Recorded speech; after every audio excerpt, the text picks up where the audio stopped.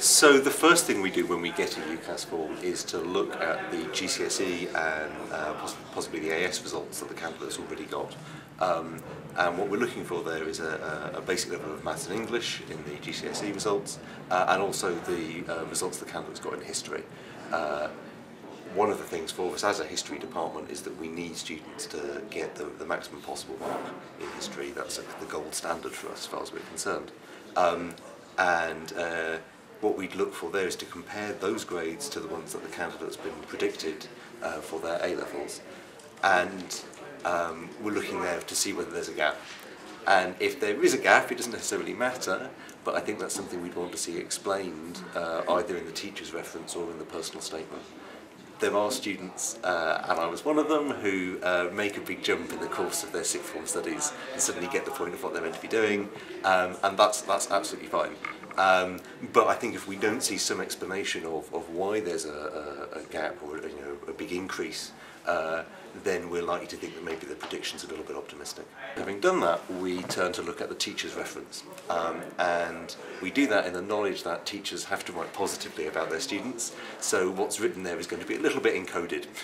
And what we're looking for there is a sort of a clear statement that the candidate is a good citizen, and by that I mean that they are moderately responsible, that they're well organised, they turn up on time, that they turn up, because we don't want to be chasing a student for 3 years if we let them in to make sure that they're coming to lectures and seminars. We're also looking for a description of how the candidates performed in the course of their teaching, particularly in history, and for perhaps some examples of the way in which the candidate is teachable, so that they're going to be able to make that progression from sixth form to university level study. I think the thing to say is that a good reference can make a real difference for a candidate, particularly if their grades are on the borderline. We're looking now at a lot of excellent candidates for our history programmes, and if we've got to make a decision about whether a candidate is on the borderline in terms of grades is going to be offered a place, then a really good reference can make the difference there.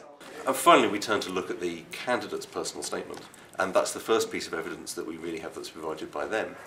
And what we're looking for there is a mixture of things. I think first and most importantly is some enthusiasm for studying the subject, that we're all passionate about what we research and teach, and we want to feel that connection of somebody who shares that passion and that enthusiasm.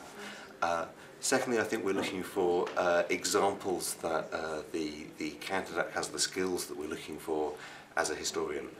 Now, by that I don't mean that the candidate should just write in the personal statement, I am able to assess evidence, I am able to construct an argument, I read critically. I think what we'd like to see is that exemplified within what they've written, rather than just the repetition of some buzzwords without any evidence that that's what they know what they mean. So, for example, if you want to show to us that you can read critically, then I think a really good way of doing that, for example, is to describe a book that you've read, a history book that you've read that you didn't like, and why you didn't like it. I think that comes across far more strongly than something that a lot of candidates do, which is just to name check a book that they've read without any suggestion that they could actually assess it.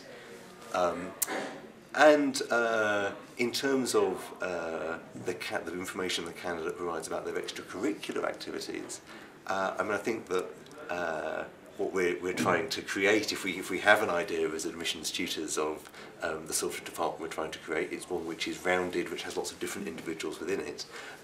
So I don't think we're looking for a set of clones who've all been captain of the hockey team or chair of the debating society and things like that. All of that stuff is useful, but primarily what we're interested in is the candidate devoted to history, and can they do it?